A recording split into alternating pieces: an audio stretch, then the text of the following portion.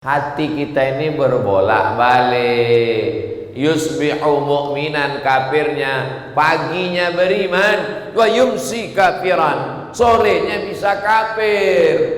Itulah mengapa setiap waktu itu kita senantiasa terbit.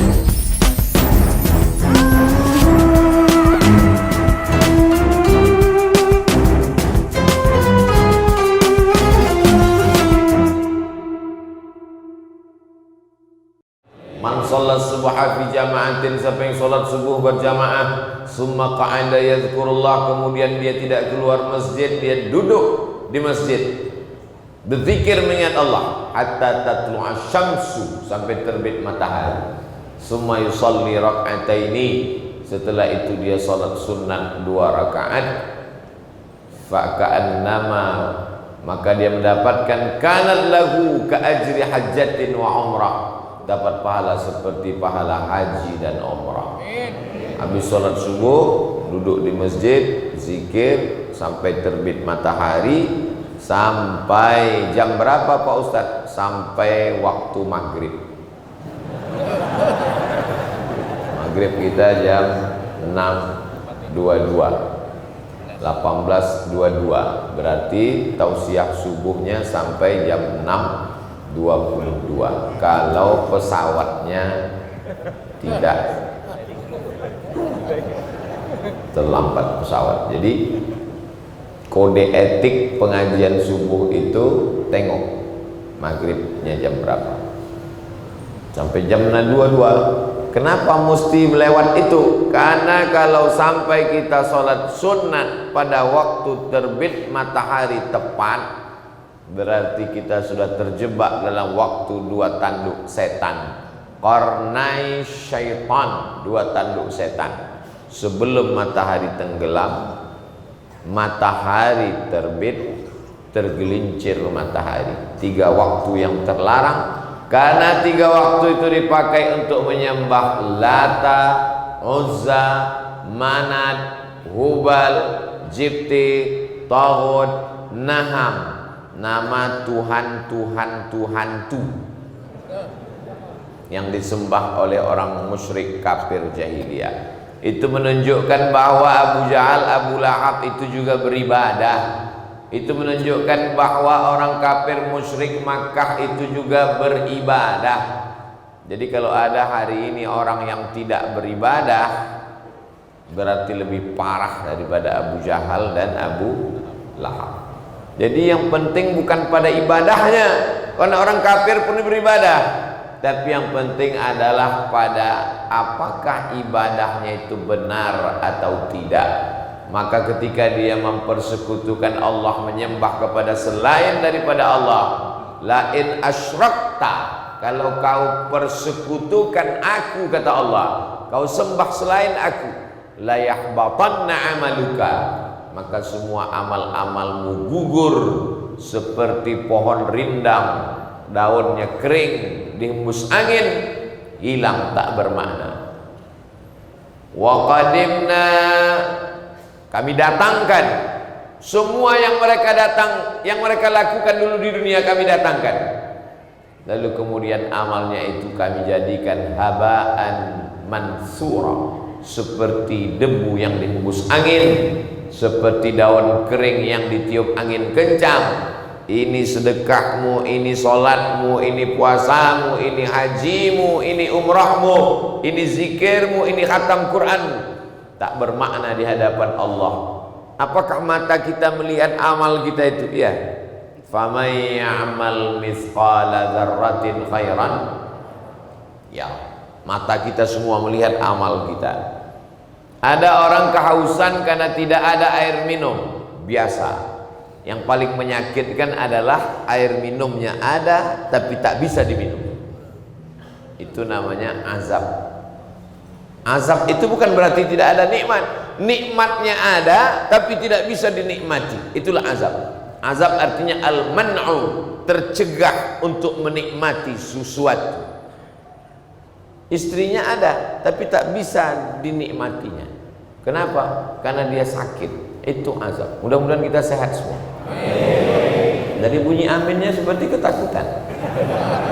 Siapa yang berani menghadapi penyakit? Penyakit itu adalah ujian. Tapi ketika Allah berkehendak, tidak ada yang bisa menolak kehendak Allah. Orang beriman tidak pernah takut. Kenapa?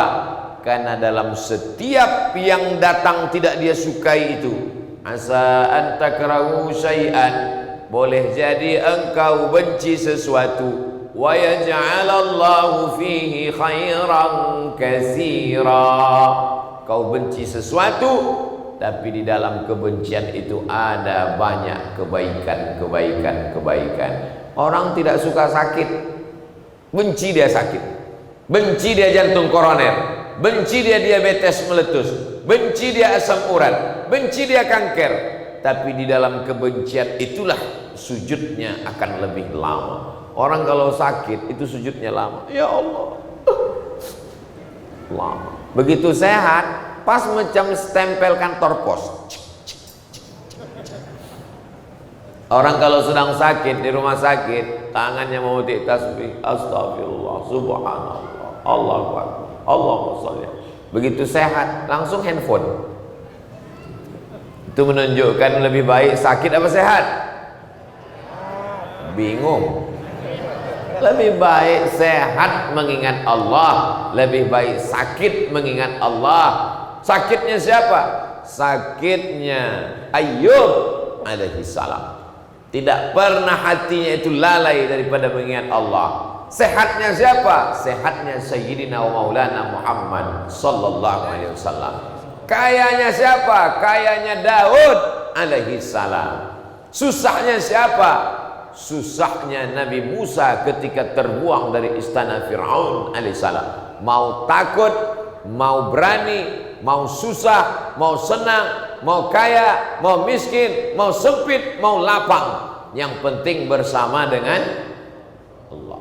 Innallaha ma'as sabirin. Allah akan bersama dengan orang yang mampu menekan hawa nafsunya.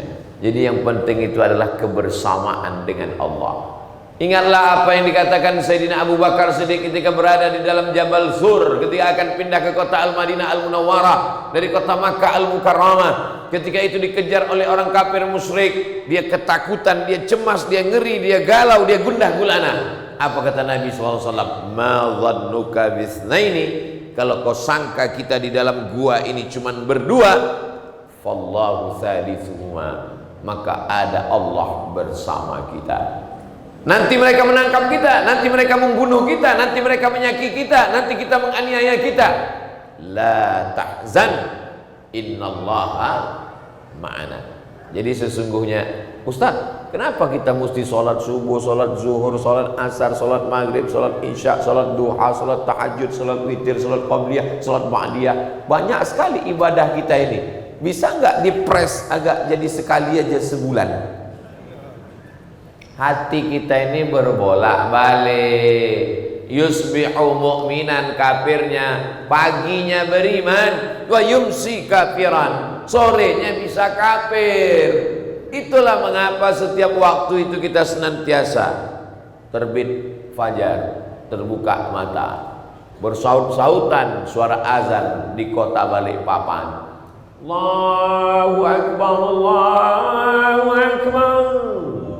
Belum lagi azan di sini, sudah azan di sini. Belum azan di ruang tamu, sudah azan di kamar. Semua handphone azan.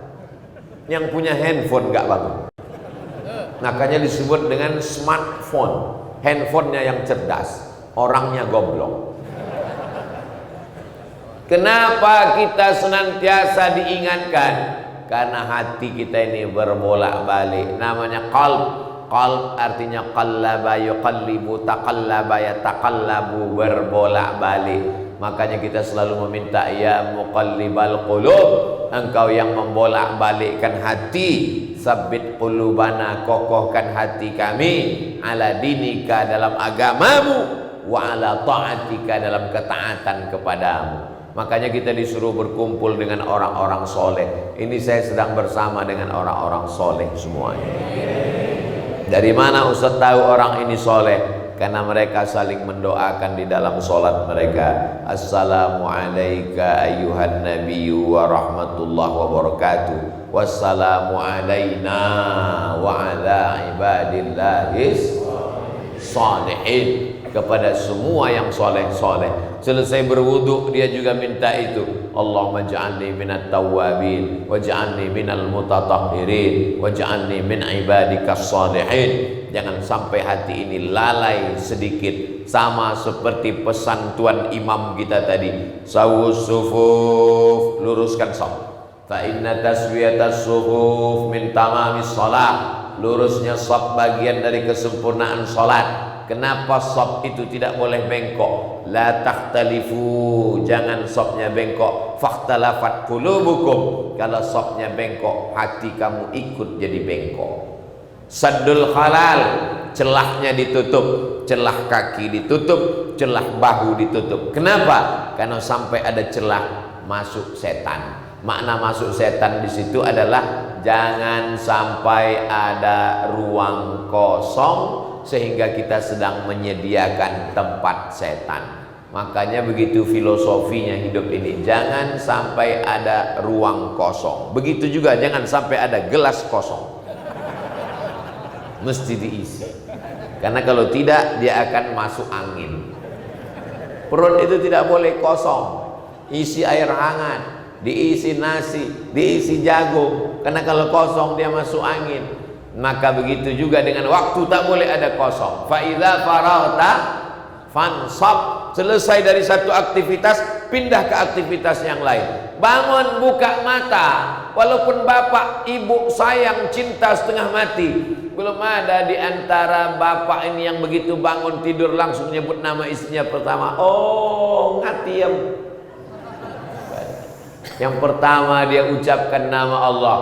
Alhamdulillahilladzi ahyana ba'dama amatana wa ilaihin nusyur.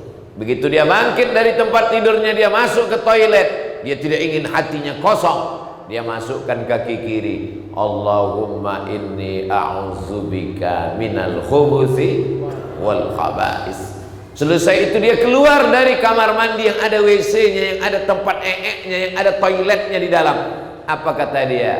Ghufranaka, ampunkan aku ya Allah. Kenapa keluar dari WC minta ampun sama Allah? Karena ketika berada di WC tadi mulutnya tidak berzikir mengingat Allah. Karena dalam WC tak boleh menyebut nama Allah. Terdengar suara azan dari luar masjid.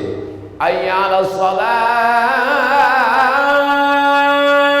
Dia dalam WC, dia sambut la haula wala quwata illa billah. Tak boleh. Dalam hati saja, maka lidahnya lalai, keluar dari dalam WC dia ngaku lalai. Ghufranaka, ampunkan aku ya Allah. Sebelum pergi ke masjid rapikan dulu rambutnya, jangan sampai ketahuan bangun tidur. Jangan sampai kita di masjid orang senyum kita senyum, orang ketawa kita ketawa, rupanya yang diketawakan orang kita. Gara-gara taik mata sebesar biji bakso. Dirapikan dulu, bersih semuanya sudah. Saat melihat wajah di cermin jangan sampai hati lalai dan lupa. Allahumma kama hassanta khalqi fahassin khuluqi. Sebagaimana kau perbaiki bentuk fisik zahirku, perbaiki juga hatiku, jangan sampai lalai lupa kepada engkau ya Allah. Keluar dari rumah, bismillahi tawakkaltu 'ala Allah, la haula wala quwata illa billah. Dari rumah sampai ke Masjid Al-Munawwarah, mulutnya pun tak kosong. Umat kami naik motor, saya lihat tuh di lampu merah, bapak-bapak berhenti lampu merah, salut saya, masya Allah, mulutnya komat kami.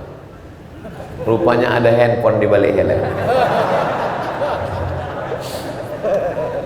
Kita sangka dia sedang bertasbih. Tapi husnuzon lah, insya Allah walaupun sedang ngobrol hatinya tak lalai, insya Allah. Ustaz Somad, kata Habib yang paling bagus salawat, kata Kiai yang paling bagus istighfar, kata Ustaz yang paling bagus adalah memperbanyak subhanallah wa bihamdi subhanallahil azim. Kata Ustaz satu lagi yang ceramah, Tuan Guru mengatakan yang paling bagus adalah Abdul Zikri fa'lam annahu la ilaha illallah. Terus mana yang kamu amalkan? Itulah sampai sekarang belum ada satu pun lagi. Ini namanya orang terlalu sibuk ngaji sampai tidak beramal. Istighfar bagus. Man lazimal istighfar, siapa yang memperbanyak istighfar, ja'alallahu lahu min kulli dhiqin makhraja, kesempitan hatinya dilapangkan Allah. Wa min kulli hammin faraja, kesusahan hatinya diberikan kebahagiaan. Wa razaqahu min haitsu la yahtasib, diberi rezeki dari jalan yang tak disangka-sangka. Memperbanyak istighfar. Astaghfirullahaladzim, astaghfirullahaladzim, astaghfirullahaladzim, astaghfirullahaladzim.